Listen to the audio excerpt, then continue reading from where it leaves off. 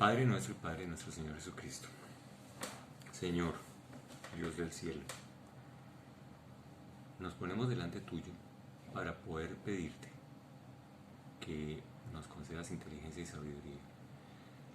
La única forma como nosotros podemos entrar delante del trono de tu gracia es porque tu Hijo, el Señor Jesucristo, nos redimió de nuestros pecados y nos dio la salvación. Te pedimos, Señor, que por sus méritos, por la cuenta que Él saldó por nosotros nos podamos ahora acercar a ti para empezar a llevar a cabo esa misión que Él dejó aquí en la tierra, que es tener el misterio de la reconciliación contigo. Permítenos conocer de ti, Señor. Permítenos conocer un poco más acerca de tu plan, acerca de tu evangelio y acerca de tu Hijo.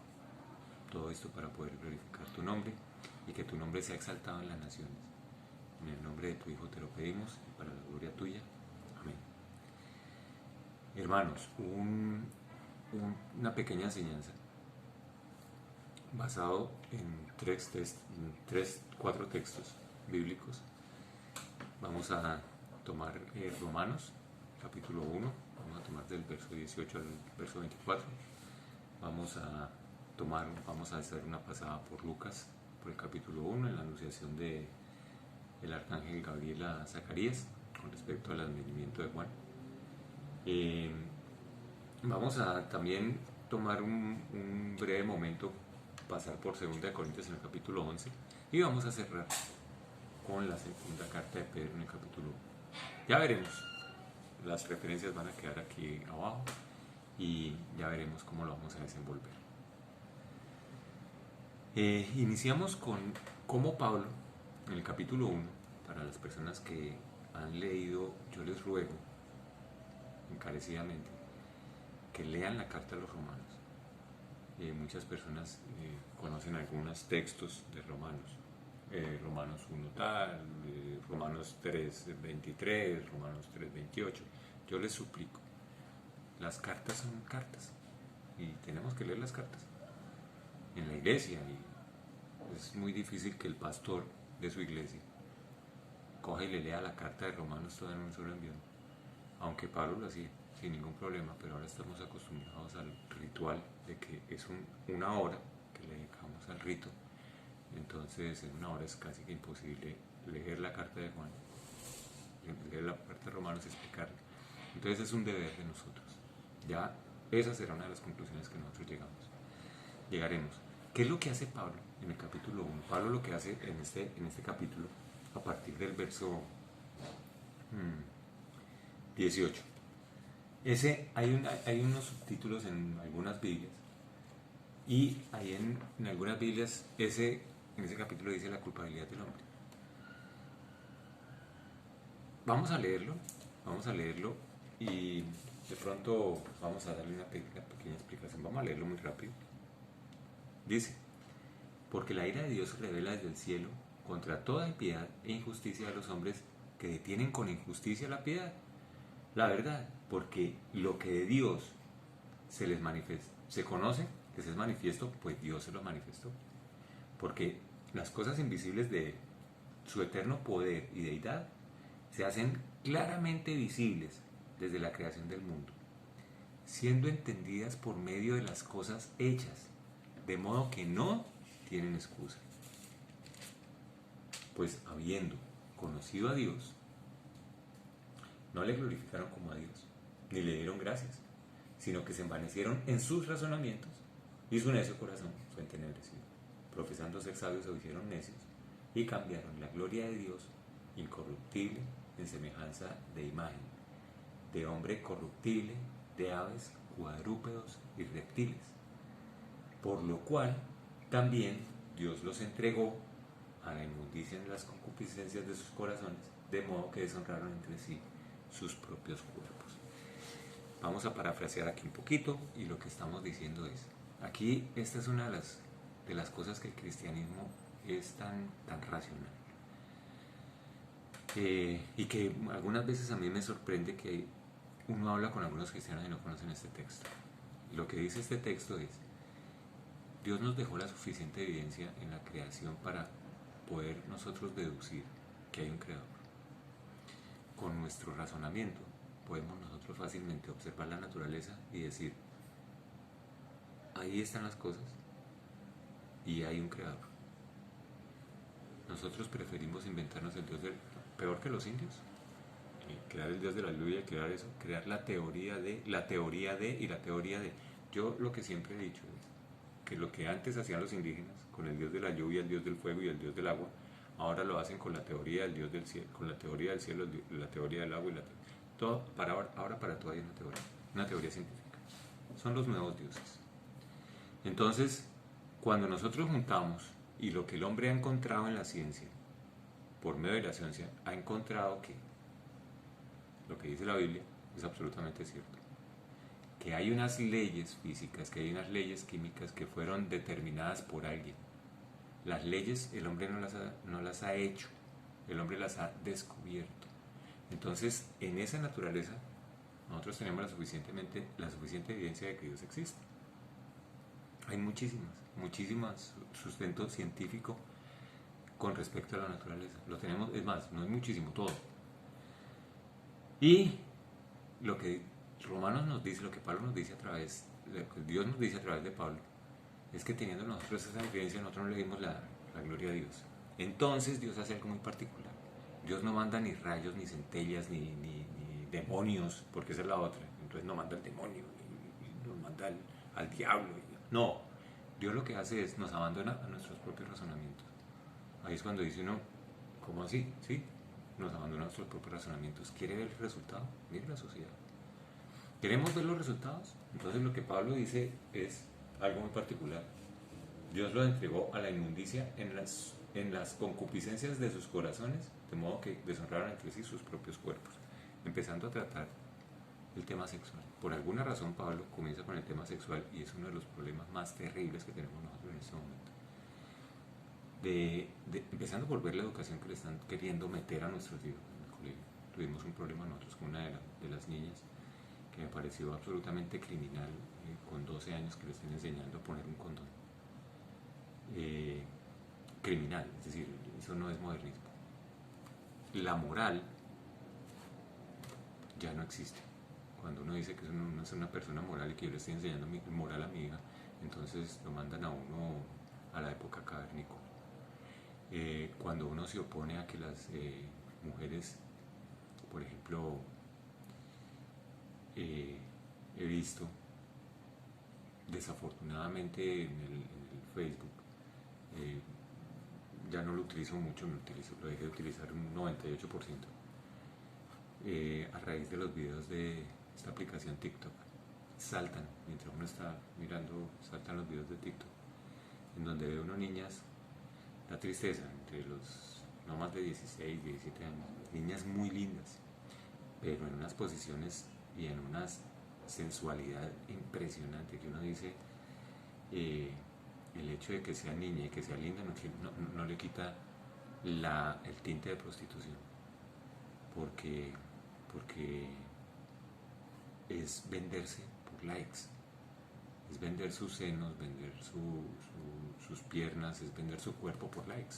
Entonces, cuando uno ve cómo ha afectado la sexualidad a las niñas y cómo ha afectado la sexualidad en todos los aspectos, no podemos negar que nosotros, ni que hablar, por ejemplo, de la locura del género, que es para mí, es decir, yo ese tema casi ni siquiera lo toco, porque es tan loco que pretendan, es decir, que una idea le pretenda a uno vender que un ser humano con pipí sea mujer. Eso es loco, es decir, eso es locura.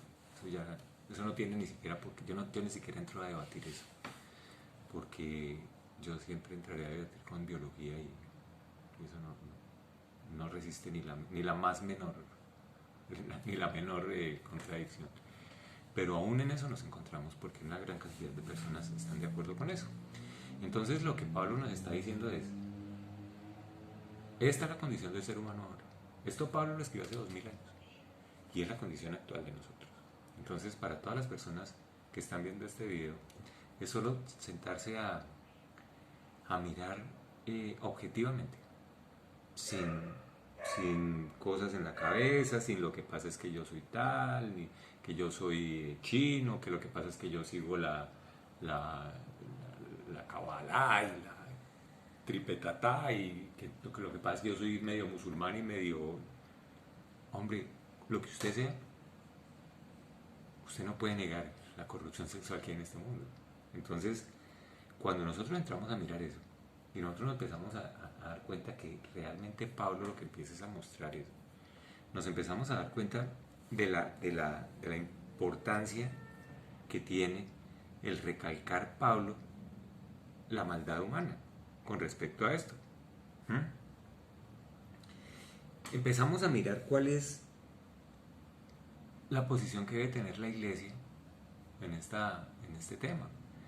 Y desafortunadamente, en una predicación que nos llegó, el pastor hace un ejemplo en donde aún las iglesias, a mí me parece muy particular, pastores que quieren excluir a las iglesias de todo este tema, y eso es falso, porque la iglesia realmente son pecadores, redimidos, pero pecadores. Y hay muchos entre ellos. El Señor Jesucristo dijo que la iglesia siempre va a tener cizaña y trigo. Entonces las iglesias siempre van a ser una mezcla hasta el final. Entonces el dato que pasa el pastor Miguel Núñez en su predicación es que en una convención, el dato es impresionante, es tanto que yo lo sigo repitiendo porque me parece impresionante, en una convención en un centro cristiano, en una iglesia cristiana, hicieron una convención y los mandaron a todos a un hotel y pasaron un reporte al otro día en cuántas personas habían utilizado, porque eso lo cobran, cuántas personas habían utilizado pornografía en la noche, el 75%. Y estamos hablando de una conversión cristiana. ¿Quiere decir esto que las iglesias son corruptas? ¿Quiere decir esto que las iglesias también estamos en problemas? Y si nosotros nos queremos apartar de eso, estamos en problemas, porque si no reconocemos primero nuestro pecado, no solo como individuos, sino como iglesia, vamos a estar muy apartados de la realidad. Y la verdad es que en este momento estamos en apostasía. Entonces, una de las cosas que a mí me parece interesante es que Pablo lo que le dice a uno es: Dios los abandona en la vanidad de sus pensamientos. Y cuando yo empiezo a mirar antes del cristianismo, muchas de las cosas que yo pensaba eran bastante sexuales. Y muchas de las cosas que yo hablaba con la mayoría de amigos eran bastante sexuales y no muy ordenadas. Entonces, mucha pornografía, porque la sociedad sencillamente lo permite como una educación, un tipo de educación sexual, cosa que es absolutamente falso. Y cuando empiezo yo a mirar mi condición, me empiezo a dar cuenta que realmente la condición que yo tengo es deplorable. Deplorable. Esa es la palabra que yo puedo utilizar. A muchas personas no les gusta que nosotros los cristianos hablemos así, porque aún es difícil aceptar que mi naturaleza sea tan pecaminosa.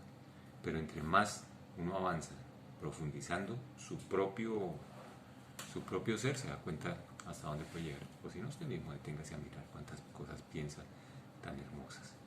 Entonces, a donde quiero seguir ahora es que ¿qué conexión tendría esto con hace 2000 años la anunciación del ángel Gabriel a un caballero, un sacerdote que se llama Zacarías, acerca del nacimiento de su hijo? Esto se encuentra en el capítulo 1 de uno de los libros más hermosos que hay, que es el libro de Lucas. Y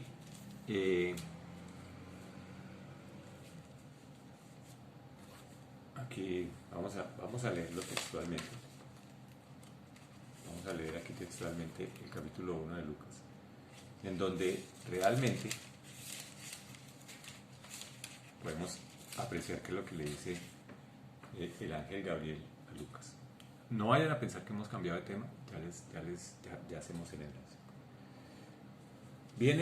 Está Lucas prestando el servicio en el templo, y está Zacarías presentando el servicio en el templo. Y entra y se le presenta el ángel Gabriel. Le dice: Zacarías, no temas porque tu oración ha sido oída y tu mujer Elizabeth te dará a luz un hijo y llamará su nombre Juan. Hasta aquí el ángel Gabriel lo que le hace es una afirmación de que una oración, de una petición de Juan. Tendrás gozo y alegría y muchos se regocijarán de su nacimiento. Viene la razón del nacimiento de Juan. Podría el ángel Gabriel decirle: porque es que tú has hallado gracia delante de Dios y entonces Dios te va a conceder un hijo de acuerdo a la promesa que él te... No, lo que dice Gabriel es: porque será grande delante de Dios, no beberá ni sidra ni vino. Ya le empieza a dar las órdenes acerca de qué es lo que va a hacer con ese niño. Y será lleno del Espíritu Santo aún desde el vientre de su madre. ¿Qué va a hacer ese niño? No va a hacer lo que usted le diga, Malaquías. No va a hacer lo que usted le diga, Zacarías. Lo que va a hacer es: hará que muchos de los hijos de Israel se conviertan al Señor Dios de ellos. ¿Qué más va a hacer? Va a ir delante de él con el espíritu y el poder de Elías para hacer volver los corazones de los padres a los hijos y de los rebeldes a la prudencia de los justos, para preparar al Señor un pueblo bien dispuesto. Gabriel lo que le dice es: tú vas a tener un hijo y va a hacer esto. Zacarías le dice: ¿en qué conoceré esto? Porque yo soy viejo y mi mujer de edad avanzada. ¿Qué hace Zacarías al afirmar esto?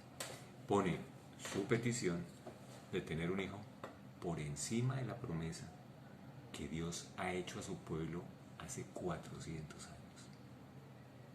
¿Esto qué es lo que quiere decir? El libro anterior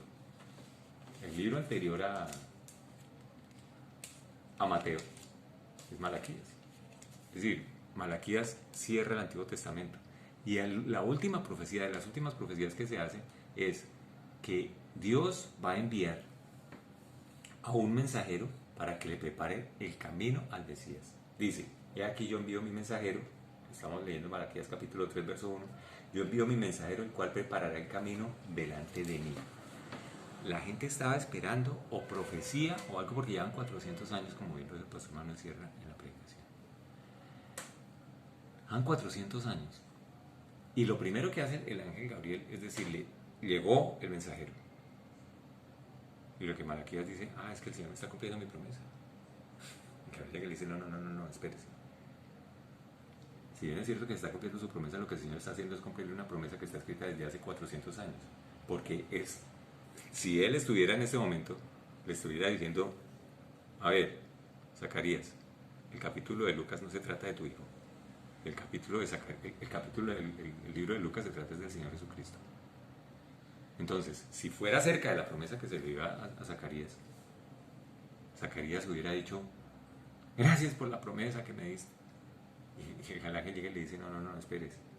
Yo ya le dije hasta qué va a hacer el niño.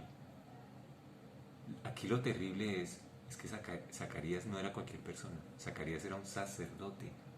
Y él sabía que lo que le estaba diciendo Gabriel era la promesa acerca de la venida del Mesías. ¿Cómo sabemos y cómo podemos afirmar esto? Porque cuando él vuelve a hablar, ¿sí? Y es la única frase que dice, ¿sí? Él no se sienta a decirle una cantidad de carretas, sino es la única frase que dice. Cuando el ángel le permite volver a hablar, cuando le vuelve la voz a Zacarías, él hace la corrección inmediatamente y le profetiza. Eso está en el mismo capítulo 1, ¿sí? Él le dice a Juan: tú, niño, profeta del Altísimo serás llamado, porque irás delante de la presencia del Señor para preparar sus caminos. ¡Pam! Ahí llega y dice, ahí es como decirle al Señor: perdóname. Es decir, yo no estoy diciendo: mira, ¿sabes qué? Lo que pasa es que si nosotros leemos desde el verso 68, bendito sea el Señor Dios de Israel, que ha visitado y redimido a su pueblo y nos levantó un poderoso Salvador en la casa de David su siervo, como habló por boca de los santos profetas. ¿Se dan cuenta? Lo que hace primero Zacarías es decir, él ni siquiera toca la promesa, sino dice: la promesa que tú hiciste a tu pueblo hace 400 años la estás cumpliendo. Entonces cuando él reivindica, le devuelve la voz, es porque él ya está listo para reivindicar y decirle al niño, tu presencia y irás delante de la presencia del Señor para preparar sus caminos. La forma particular como Juan prepara el camino del Señor la encontramos en el capítulo 3, en donde él sale a las multitudes y dicen, generación de víboras, ¿quién les enseñó a huir de la ira venidera? Este es Juan, el hijo de Zacarías. Hagan frutos dignos de arrepentimiento y no comiencen a decir dentro de ustedes mismos, tenemos a Abraham por padre, porque les digo que Dios puede levantar hijos a Abraham aún de estas piedras. Ya también el hacha está puesta a la raíz de los árboles, por tanto, todo árbol que no dé buen fruto se cortará y se va a echar al fuego. Eso es lo que prepara, esa es la forma como estaba preparando el camino Juan. Esto es lo que estaba profetizando y esto es lo que Gabriel le estaba anunciando a Zacarías. Entonces, aquí lo que vemos nosotros es, la promesa de Dios se cumple sí o sí. Esa promesa que Dios le había hecho a su pueblo de un redentor se estaba cumpliendo. Y el problema de Zacarías fue haber equivocado su promesa, pensando que era su promesa. Es que Dios me dio a mí un hijo. Y Dios le está diciendo, no, Dios le dio un hijo, yo a usted le dio un hijo. Pero fue con mi propósito, de la misma forma que Abraham. Abraham le dio a un hijo, pero para que él tuviera descendencia, para que ese pueblo fuera alabado de Dios. Entonces, aquí lo que nosotros tenemos que ver muy claro, muy claramente, es las promesas de Dios. ¿Por qué han sido dadas o para qué han sido dadas en la Biblia? ¿Sí? Cuando nosotros recibimos una promesa, nosotros podemos estar equivocándonos al obrar de la misma forma que Zacarías. Al pensar que la promesa que Dios nos está dando es para que nosotros nos ufanemos de que Dios nos protege y que Dios me tiene como niño consentido. Y resulta que no. La promesa de Dios siempre está escrita para que nosotros, por medio de nuestra vida, alabemos o las personas alaben a Dios por su vida. ¿Sí? ¿Cómo sabemos que esto es cierto? Pablo, Saulo de Tarso, ahí en la segunda carta a los Corintios, en el capítulo 12, él nos permite ver algo muy interesante. Cuando Pablo está hablándole a los Corintios, él llega y les dice, vea, Corintios, muchos se van a gloriar de la carne. Esta lista es bien interesante. Dice, yo que soy un apóstol, y yo me puedo gloriar de muchas cosas. Pablo anda, ¿de qué forma? Veamos. De los judíos, 5 veces he recibido 40 azotes menos uno. 3 veces he sido azotado con varas. 1 vez apedreado. 3 veces he padecido naufragio. 1 noche y 1 día he estado como náufrago en alta mar. En caminos, muchas veces. En peligros de ríos. Peligros de ladrones. Peligros de los de mi nación.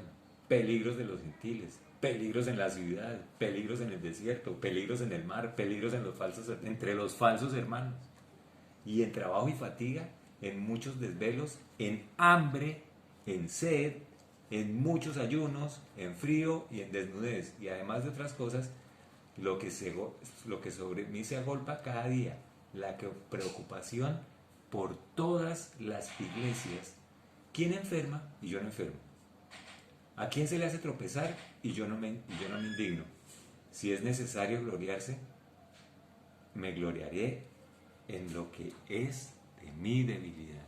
¿Se cuenta? Pablo en este momento los está enseñando algo. Todo lo que atravesó Pablo es común para nosotros los cristianos. Todo. Entonces, ¿qué es lo que está cumpliendo ahí Pablo? Pablo está cumpliendo una promesa por la que él fue llamado como un instrumento escogido para llevar el evangelio de Dios a las naciones. Esa fue la promesa que se le hizo a Pablo. A Pablo no se le prometió ni casa, ni carro, ni beca. A Pablo no se le prometió que él iba a ser, como él era justo, que iba a tener todos los días aseguradita su comida. A él no se le prometió que porque él era justo, él iba a tener asegurada todos los días su cama. Que porque él, el Dios lo iba a proteger de las acechanzas de Satanás. No, te se cuenta. Pablo sufrió, así como sufrimos muchos cristianos, así como muchos cristianos nos toca levantarnos, así como muchos cristianos a veces nos levantamos y no nos alcanza la plata de la quincena, o así como a veces los cristianos llegamos y tenemos lo suficiente. Nosotros vivimos todo el día, ¿sí? Entonces, lo que nosotros miramos aquí es que algunas veces las promesas de Dios se toman de una forma equivocada, como la tomó Zacarías, como si fuera la promesa para mí, ¿sí? Y resulta que no. Las promesas que Dios tiene en la Biblia son única y exclusivamente dictadas para que nosotros abandonemos toda nuestra carga pecaminosa, todo nuestro trabajo pecaminoso y nos acerquemos más hacia la divinidad de Dios. Y eso, hermanos, cuesta trabajo. Eso muchas veces el Señor lo oprime a uno económicamente, físicamente. Póngame atención, en salud muchas veces, el aguijón de la carne de Pablo. Muchas veces cuando Pablo fue a predicarle a los Gálatas, fue una ocasión en que llegó muy enfermo los ojos. Entonces nosotros, Timoteo, enfermo del estómago, entonces nosotros damos cuenta que realmente hay muchas promesas, todas las promesas que nosotros recibimos de la Biblia, hay muchísimas, todas nos dan felicidad. ¿Por qué? Pues porque nos anuncian que nosotros aquí vamos a glorificar al Dios del cielo y de la tierra.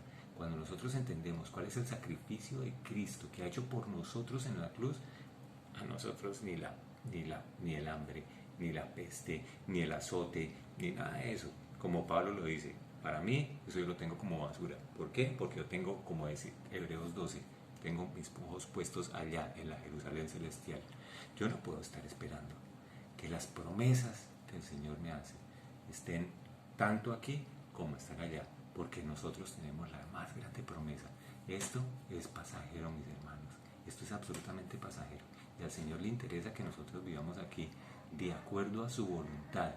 Así su voluntad sea que nosotros no seamos tan prósperos. O seamos tan prósperos económicamente, o seamos tan prósperos en salud. Además que todas las personas se mueren de enfermos. Entonces eso ya nos hace muy largo. Pase a otro lado. Dese cuenta, el error de Zacarías fue pensar que la promesa era para él. Pero apenas él le da la gloria a Dios y dice, es que es para ti, entonces se le permite hablar de nuevo. Ok, ¿quiénes pueden causar estas confusiones? ¿Quiénes pueden causar estas confusiones? Entonces,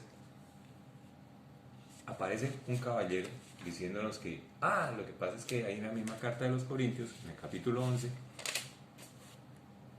en el verso 3 dice, pero temo que como la serpiente con su astucia engañó a Eva, vuestros sentidos sean de alguna manera extraviados de la sincera fidelidad de Cristo. Yo me voy a tomar un poco más largo porque creo muy importante el verso 4, porque si viene alguno predicando a otro Jesús, que en el que hemos predicado, o si reciben otro espíritu que han recibido, u otro evangelio, que el que han aceptado, bien lo toleran. Y pienso que nada ha sido inferior a aquellos grandes apóstoles. Lo que le está diciendo aquí Pablo a los Corintios es, me temo que ustedes, como la serpiente engañó a Eva, así ustedes lo vayan a engañar, con que Dios ha dicho. Esa es la frase de Satanás, en toda parte, con que Dios ha dicho. Con que Dios ha dicho que las promesas, ¿cierto?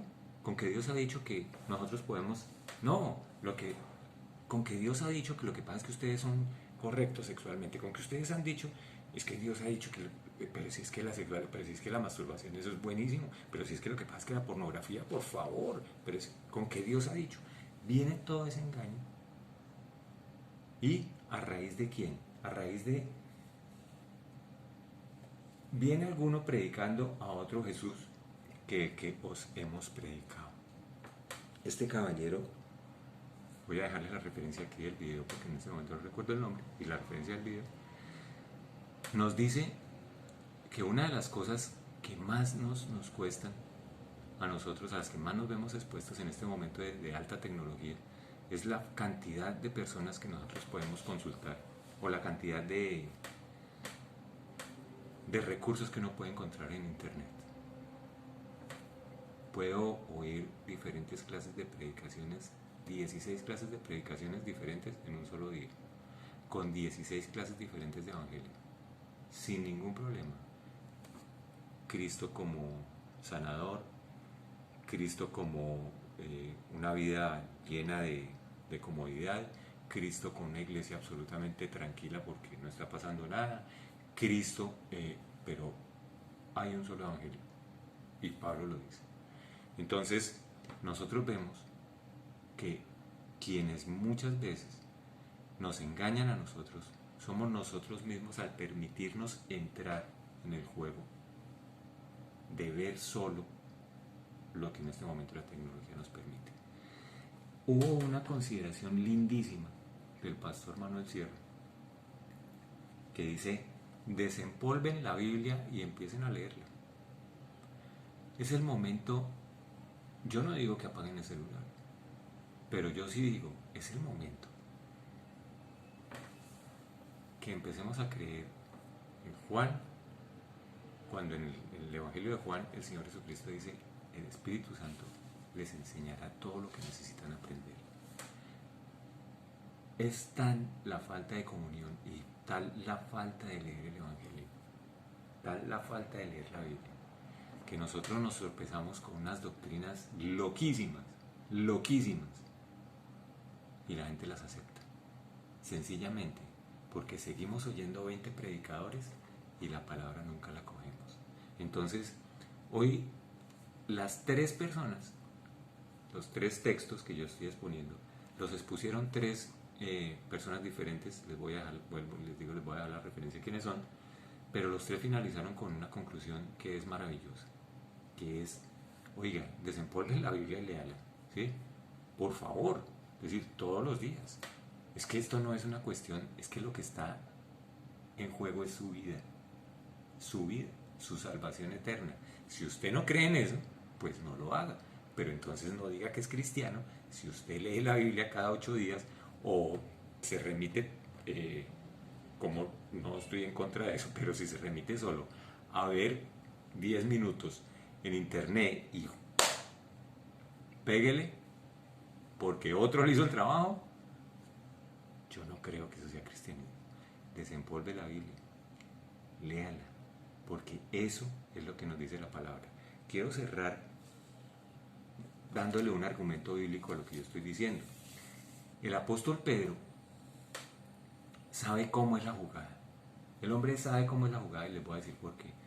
Él, de la misma forma que muchos cristianos, muchísimos cristianos hoy en día, yo te voy a seguir siempre, yo siempre te voy a seguir, yo siempre voy a estar contigo, yo siempre voy a estar, porque es que yo me siento seguro, porque es que tú estás conmigo y tú me estás protegiendo, y así va la vaina, y así, ¿sí?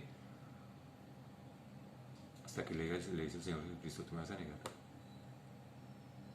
¿Cuántas veces los cristianos no negamos a nosotros al Señor Jesucristo sin que nadie lo sepa?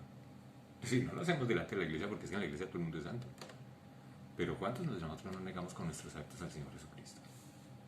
Entonces, Pedro, que fue por excelencia el que negó al Señor Jesucristo y que va a ser registrado, después se arrepiente, ¿cierto? Después se arrepiente y nos deja unas cartas en donde él sabe exactamente qué es haber estado con Jesús, haber pecado y tener que arrepentirse. El hombre sabe dónde estuvo la jugada, el hombre sabe cómo fue que se cayó y nos lo deja registrado, ¿sí? Él llega y nos dice en el capítulo 1, todas las cosas. Yo me voy a permitir leerlo en dos versiones, porque la segunda me parece un poco más digerible. Segunda de Pedro capítulo 1, verso del 3 al 5, vamos a leer. Como todas las cosas que pertenecen a la vida y a la piedad nos han sido dadas por su divino poder, mediante el conocimiento de aquel que nos llamó por la gloria y excelencia, por medio de las cuales nos ha dado preciosas y grandísimas promesas, aquí estamos hablando de las promesas, para que por ellas lleguen a ser participantes de la naturaleza divina, habiendo huido de la corrupción que hay en el mundo a causa de las concupiscencias. Este es uno de los textos más complejos que yo he leído. Yo me demoré muchísimo tiempo en entenderlo. Me parece más agradable en esta parte. Dice, Dios por su poder nos ha concedido todo lo que nosotros necesitamos para la vida y la devoción, al hacernos conocer a aquel que nos llamó por su propia grandeza y sus obras maravillosas. Por medio de estas cosas nos ha dado sus promesas para que son muy grandes y de muchísimo valor, para que por ellas lleguen ustedes a tener parte en la naturaleza de Dios y escapen de la corrupción que los malos deseos han traído al mundo. Esto, parafraseado, lo que nos dice lo siguiente: todo lo que ustedes necesitan en su vida cristiana se lo ha dado su divino poder, que es el Espíritu Santo, ¿cierto? ¿Para qué? Por medio, ojo lo que dice aquí, por medio del conocimiento de aquel que te llamó. Tú la única forma que tienes para conocer a aquel que te llamó es por medio de eso. Yo no conozco otro medio. Muchos esgriminar ahorita que ya no es la Biblia, sino son el Internet. Pero hasta donde yo sé, es esto, es la lectura de esto, lo que nos da el conocimiento de aquel que nos llamó por su excelencia. Ahora, todas las cosas que yo necesito para mi vida, que me han sido dadas, por medio de estas cosas yo he recibido preciosas y grandes promesas. ¿Para qué?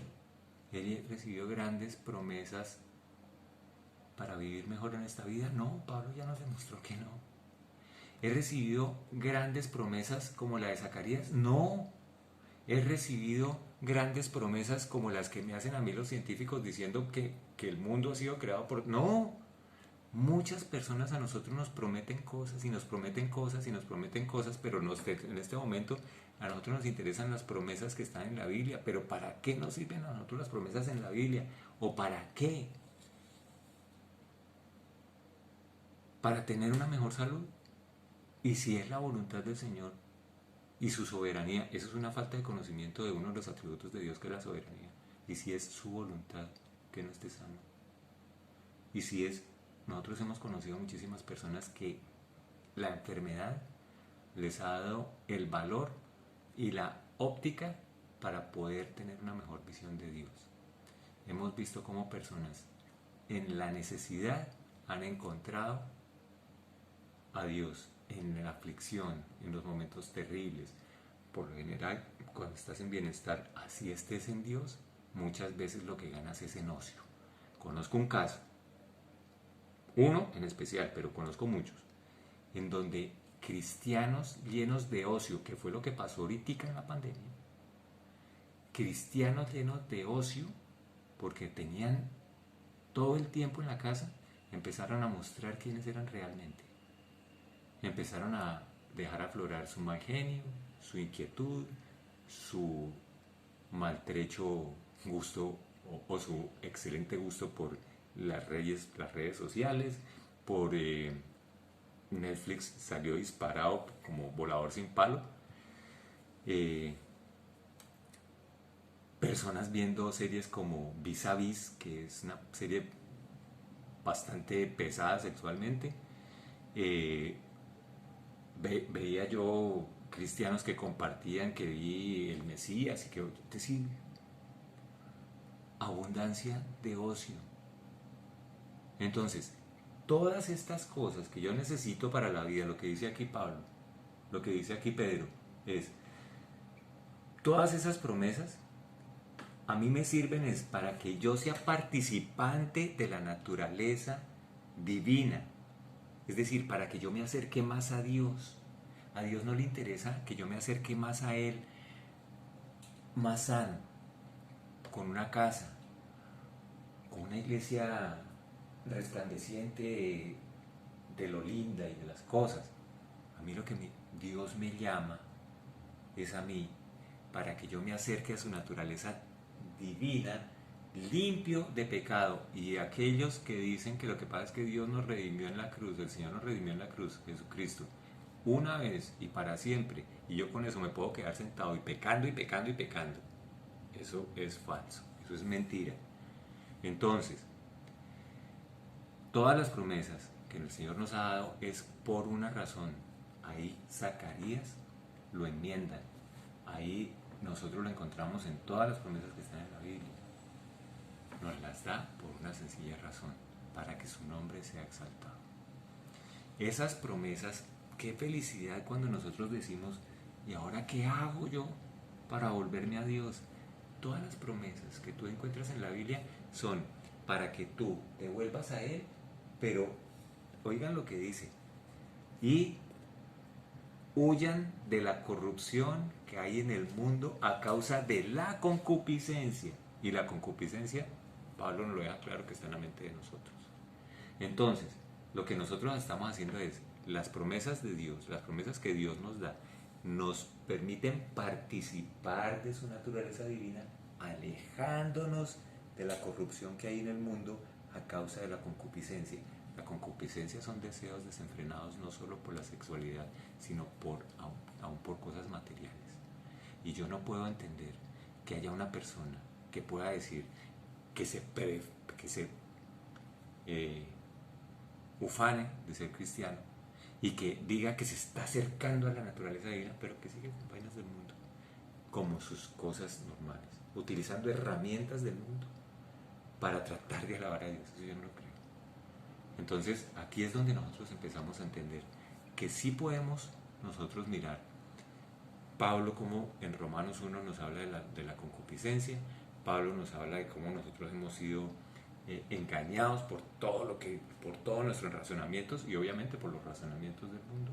Zacarías nos enseña que no son las promesas que el Señor llega y le dice, es que yo lo hice fue por usted, su merced Zacarías. No, yo lo hice porque es que yo voy a cumplir una promesa que es mi hijo, todo en mi hijo. Entonces después encontramos que los falsos maestros son los que se encargan de tratar de llevar otro evangelio, de llegar y decir que las cosas no son así. Los encontramos Jesús vendiéndose de diferentes formas. Ese es otro tema.